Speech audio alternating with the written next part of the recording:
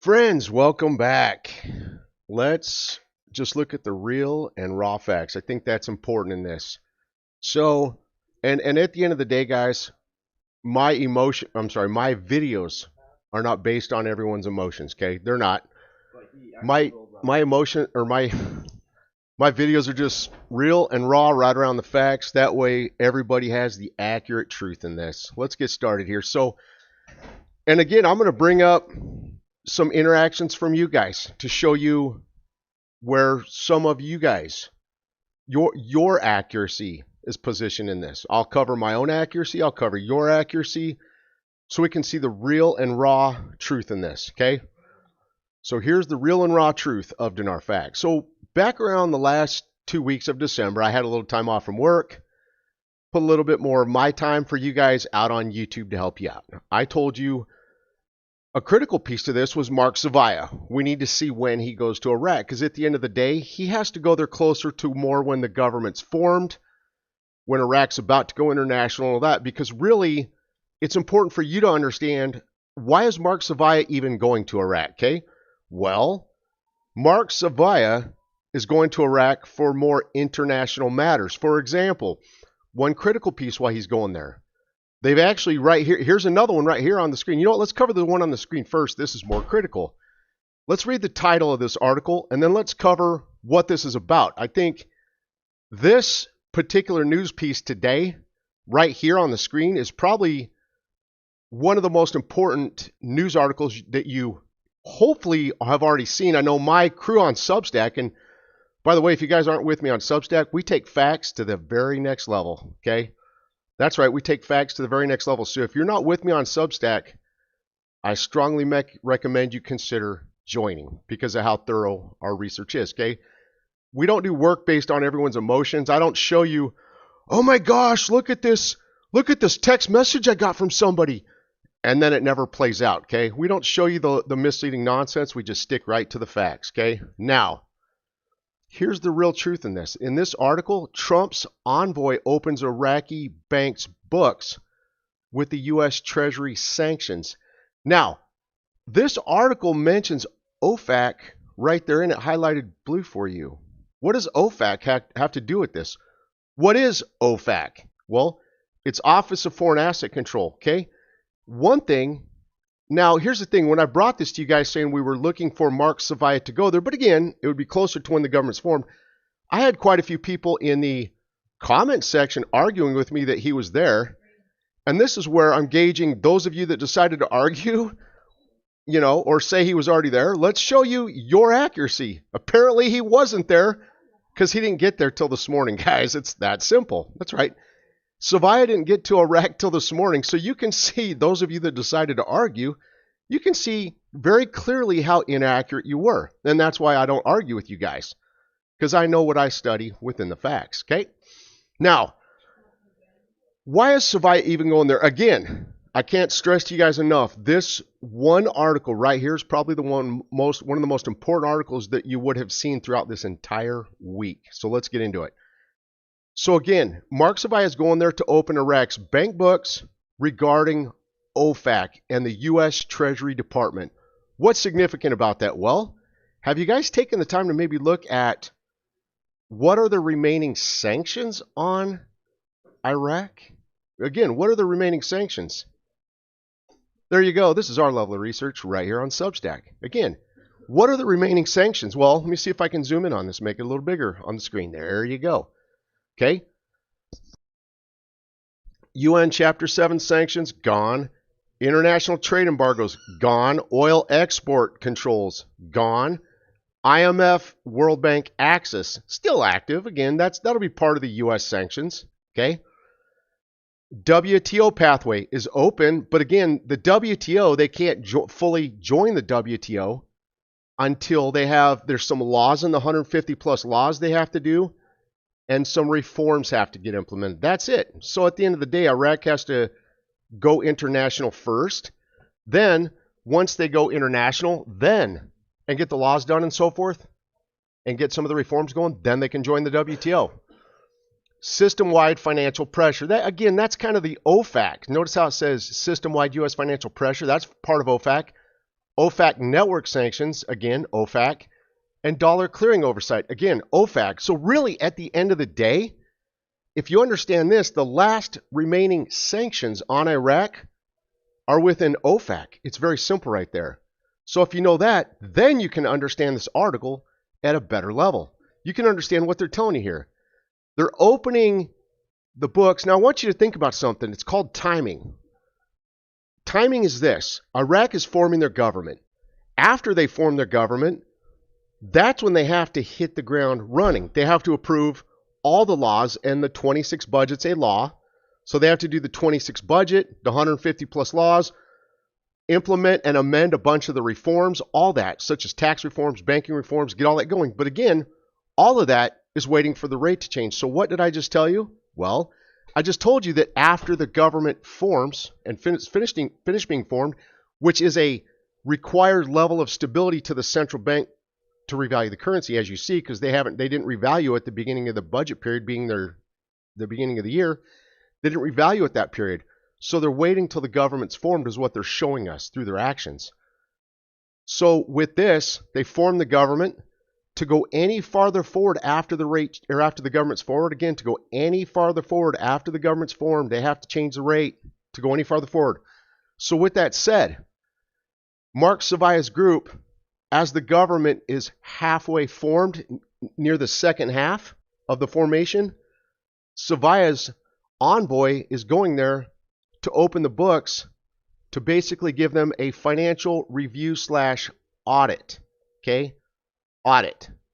And part of the reason why they're auditing them is because they're getting ready to lift the sanctions so they can go international. That's what this is about. Again, it's about allowing them to go international. And that's what this is. That's why I wanted you guys to clearly see the last remaining final sanctions is OFAC. And they mention OFAC right in this article. So as you guys see, they're preparing to remove the last final remaining sanctions on Iraq so that when the government's formed, because again, they're in the second half of their formation, the president's almost here, and after the president's done, they advance to the prime minister and his cabinet in the second half. Okay? So I want you to see, when you understand all that, you can understand the timing of all this. And the timing is, Iraq needs to go international when the government's formed, and that's what this reveals to us here based on what they're working on in this article and the timing of it. Because when you study this, you can't just read articles. You have to understand, when did it happen and why did it happen at that time? Okay? There's a lot of layers to this that you have to look at. Okay, I wanted you guys to see that. Anyway, this is the critical piece. This is probably the most important piece that you could see this entire week, and I just wanted you guys to see that. Let's get going here. Okay. All right, Talibani. The option of 2 candidates for the presidency is on the table if an agreement with the Kurdistan Democratic Party fails. This right now, they're still just in the midst of doing presidential negotiations to see if they can reach the agreement on a single candidate. If they can't, it'll put it down to 2 candidates, and that's just what this article is telling you here. No big deal. An advisor to the prime minister, inflation. Hold on, guys. Sorry, I got a little distraction. All right, so the option of 2 candidates for wait, we covered that. An advisor to prime minister, inflation in Iraq is basically at its lowest level in the Arab world at 1.5%. Again, that has to do with stability, economic stability, and the timing. Again, look at the timing of it. As they hit the new year, positioning themselves to move towards going international, their inflation is the lowest in the Arab world at 1.5%. They did a great job, and they're very well positioned economically to be ready and eligible to revalue. The current economic recession is seasonal and will subside with the revitalization of public spending. Again, they're just saying right now that the economic matters are not the greatest. They're really good, but they could be better. And again, they're just saying once they get the budget brought forward and get the new government formed, all of that will correct and get dialed in. So here's more presidential candidate information. Again, I don't care about all the political stuff right now. more presidential stuff, the presidency. So Mark Savoya's envoy got there this morning. Right here it says Tom Barak and Mazloum Abdi arrive in Erbil. Okay, that's all that this is. Again, this was Mark Savoya's envoy going to Iraq and arriving there this morning. That simple. Okay. All right, let's backtrack here. All right, an advisor to the prime minister. Hold on, we covered all this. Presidency hangs. All right, guys. There's a lot of very similar articles this morning, more catering towards the presidency aspect of the formation. So right here, they're even talking about human rights right now. I want you to think about that. Why would they bring up? They've really never brought up human rights before, but they are now. Why? They have to. Iraq's going international, rejoining the international world. That's the reason why this has to do with human rights, okay? So I want you to realize that now that they're getting back on the world stage, they have to transition and, you know, be more sensitive to things such as human rights, and that's the direction they're going, okay? So you can just, I'm just trying to show you from different angles how they're going international. Silver hits record highs. We know that. Silver went above $50 back on December 1st for the first time ever in its history. Right here, so they kept saying that Sudani had conceded.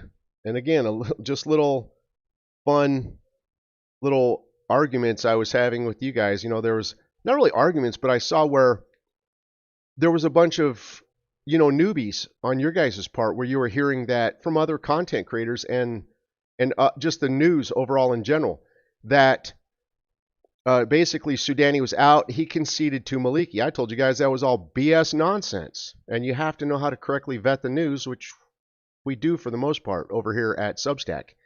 Okay, on my channel. We do a very good job. I told you guys clear through the last 2 weeks of December that all that news was BS. Okay, that Sudani was not out. Sudani did not concede. And many of you guys were frustrated and just upset. And I said, come over and join me at Substack. I got you. I'll help you through this, okay? And then here's the thing.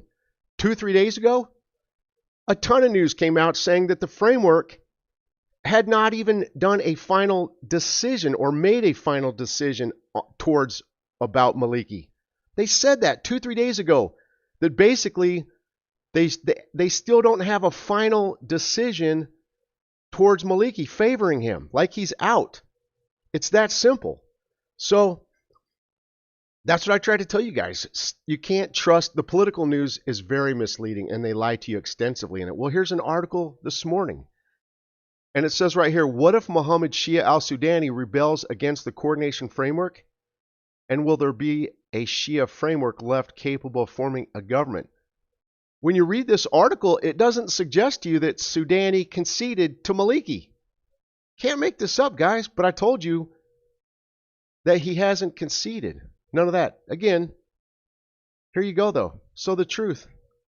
Right here, the news is all over the board right now. Because, they just said 2-3 days ago that the framework hasn't yet or has never made a final decision towards selecting or choosing Maliki as their premiership for the prime minister position. It is that simple, okay?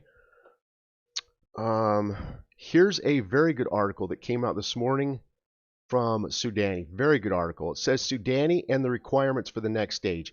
What does next stage mean? Well, the next stage simply means going international, okay? Well, here's what they've told us about this period or these specific 2025, 26 elections. They've said that these elections will be the ones that take Iraq into the next stage. The new government takes Iraq into the next stage. That means going international, but as you saw, all the news leading up to the very end of 25 already told you Iraq was going to go international, okay? That's important. Let's look at this article, though. Let's look at the summary and key points of it.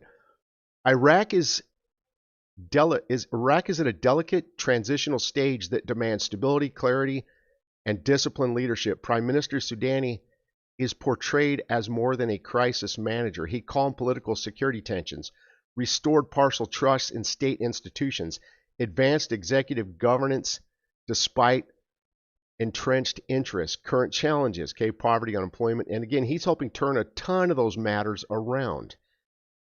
This problem requires long-term strategies, a clear developmental vision, all of that, okay?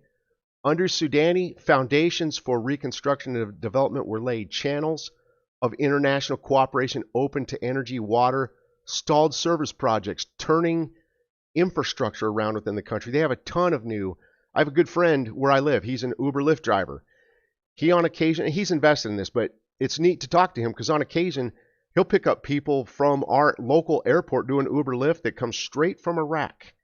And he asks them, hey, what's new within your country? Like he recently picked up a guy in the country. And here's what the guy shared with him. The guy has been gone from the country for about 10 years, but he recently went back. And then he was coming back into the United States. When he came back, he said the overall amount of new construction and infrastructure within the country under Sudani is tremendous. He said they have so much new infrastructure and overall construction that Sudani has really turned the country around. So it's good to hear that, okay?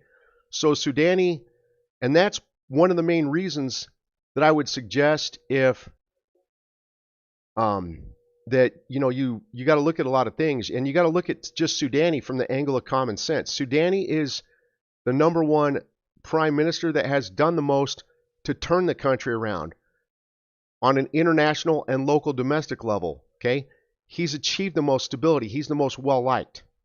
That's the reason it makes sense for Sudani to be the prime minister that introduces Iraq and returning them back to the world stage, okay? Anyway, very good article. Wanted you to see that.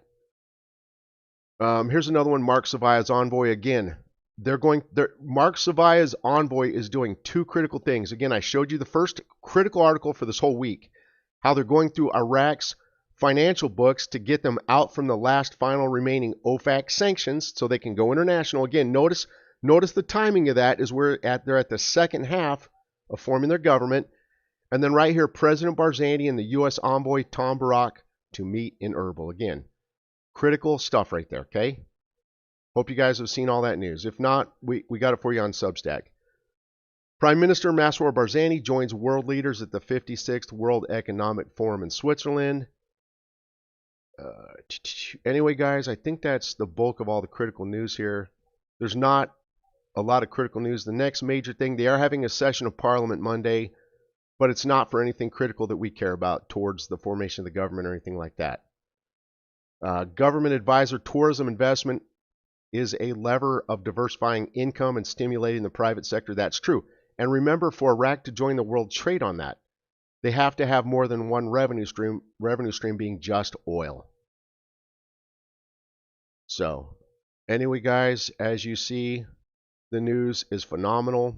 Looks amazing. We've got to see when they're going to. The next critical thing we're looking for here is when they're going to have and hold a session of Parliament to tackle and vote on the president. They haven't given us that date yet, but they're in close proximity to doing that. Right now, the closest we have to that is they're just having meetings to see how close they can get to reaching an agreement on a single candidate or coming to the table with around maybe two candidates if they can't agree on a single. So that's it, friends. We're just waiting for political news to let us know when they're going to move forward. Now, with that said, when they get to the point of a prime minister, this can go very fast. Here's why, here's how. If they select and nominate Sudani, and my gut tells me they're going to, okay? Because again, Sudani has done the most for the country. And I know that some would argue and say that, well, he conceded. If you want to believe that news, that's on you. I don't believe that news, okay?